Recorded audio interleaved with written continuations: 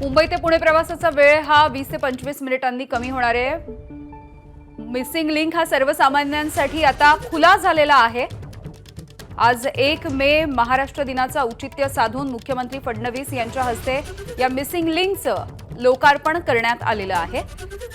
या मिसिंग लिंकच्या इथे आमचे प्रतिनिधी राजू सोनावणे आहेत। आपण थेट जाऊयात। राजू,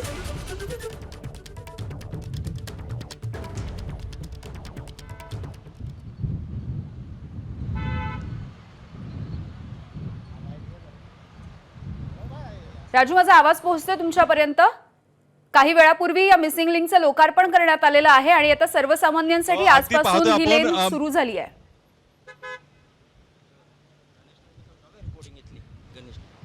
अगदी आपण पाहतोय की आता मिसिंग लिंक जी आहे ती सुरू झालेली आहे। काही वेळापूर्वीच राज्याचे मुख्यमंत्री देवेंद्र फडणवीस, उपमुख्यमंत्री एकनाथ शिंदे, सुनेत्रा पवार यांच्या हस्ते जे आहे ते उद्घाटन लोकार्पण झालेलं होतं आणि आता आपण पाहतोय की लोकांसाठी जे आहे ते मिसिंग लिंक ओपन झालेली आहे।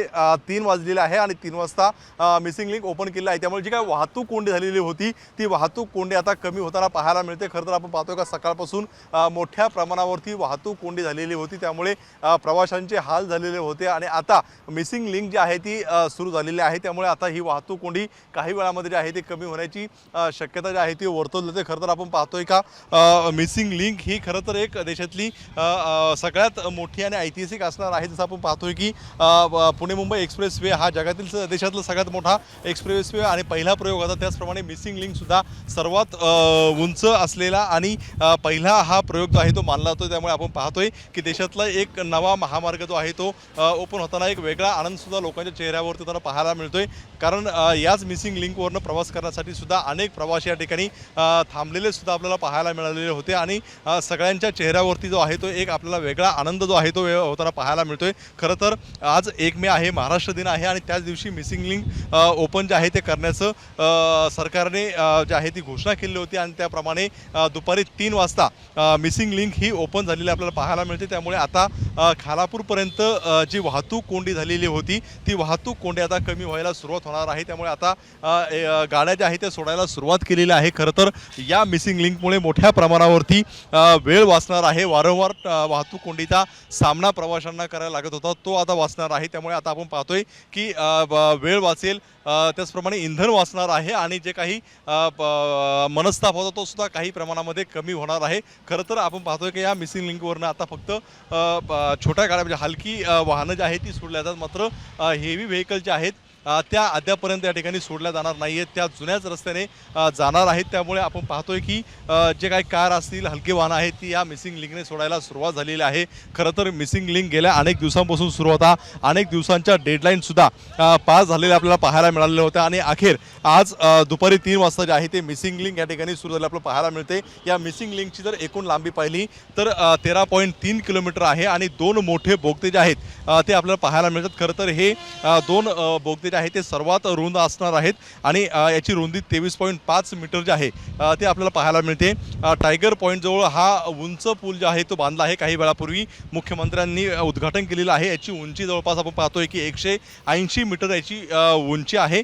त्यामुळे आपण पाहतोय की गेल्या काही दिवसांपासून हा मिसिंग लिंक जे आहे तो थांबलेला होता, काम पूर्ण झालेलं आहे आणि याचं सगळ्यात महत्त्वाचं म्हणजे काय याची टेस्टिंग करायचं फक्त 2 देशांकडे टेक्नॉलॉजी आहे। त्यामध्ये आपण पाहतोय की ऑस्ट्रेलियन टेक्नॉलॉजीचा हा मिसिंग लिंक आहे आणि याची टेक्नॉलॉजीची जी काही टेस्टिंग असेल ती डेन्मार्क आणि अमेरिका या 2 देशांकडे आहे। त्यामुळे आपण पाहतोय की त्याची टेस्टिंग पूर्ण झालेली आहे आणि आज अखेर याचं उद्घाटन होऊन लोकांसाठी जो आहे तो मिसिंग लिंक जो आहे तो खुला करण्यात आलेला आहे। त्यामुळे जे कोणी या मिसिंग लिंकने प्रवास करत आहे त्यांच्या चेहऱ्यावरती सुद्धा एक वेगळा मोठा आनंद जो आहे तो आपल्याला खरं तर पाहायला मिळतोय। यातले काही अनेक प्रवासी जे आहेत ते मिसिंग लिंक ज्या ठिकाणी सुरू होतो त्या ठिकाणी थांबलेले होते आणि कधी सुरू होईल अशा प्रकारची सुद्धा ते विचारणा करत होते। अखेर 3 वाजता मिसिंग लिंक जे आहे ते सुरू झालेली आपल्याला पाहायला मिळते। त्यामुळे वाहतूक कोंडीचा जो प्रश्न आहे तो सुटलेला आपल्याला पाहायला मिळतोय। खरं तर सकाळी 7 वाजल्यापासून या वाहतूक कोंडीला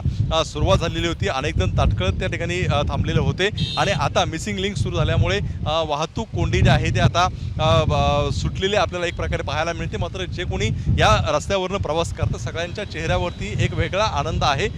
एकतर सुटका झाल्याचा सुद्धा एक आनंद आहे आणि दुसरं म्हणजे मिसिंग लिंकने पहिला आपण प्रवास करतोय याचा सुद्धा एक आनंद जो आहे तो आपल्या या प्रवाशांच्या चेहऱ्यावरती पाहायला मिळतोय. खरं तर आपण पाहतोय की यामध्ये अनेक वाहनं जी आहे ती ताटकळत अडकलेली होती आणि आता मिसिंग लिंक सुरू झाल्यामुळे जे आहे ते एक वेगळा आनंद जो आहे त्यांच्या चेहऱ्यावरती आपल्याला पाहायला मिळतोय. खरं तर इथून थेट सुरू झालेला हा मिसिंग लिंक घाट पूर्णपणे जे आहे ते साईडला करून थेट पुण्याच्या दिशेने जाताना पाहायला मिळत आहेत. पुण्याच्या दिशेनेकडनं सुद्धा आता जे काही वाहनं येतील ती पण थोड्याच वेळामध्ये सोडण्याची शक्यता वर्तवली जाते. त्यामुळे आपण एक पाहतोय की सकाळपासून ताटकळत असलेल्या प्रवाशांना एक मोठा दिलासा मिळालेला आपल्याला पाहायला मिळतोय. अगदी राजू, धन्यवाद सगळ्या सविस्तर माहितीसाठी.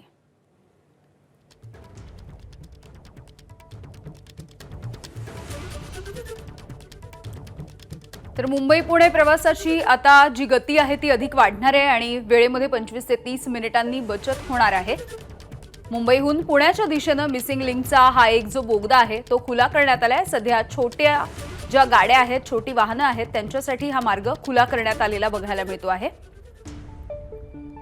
त्यामुळे मुंबई पुणे प्रवास हा आता आणखी सुसाट होऊ शकतो. वळणावळणांचा जो घाटाचा रस्ता आहे तो आता या मिसिंग लिंकमुळे आणखी सुखकर होणार आहे.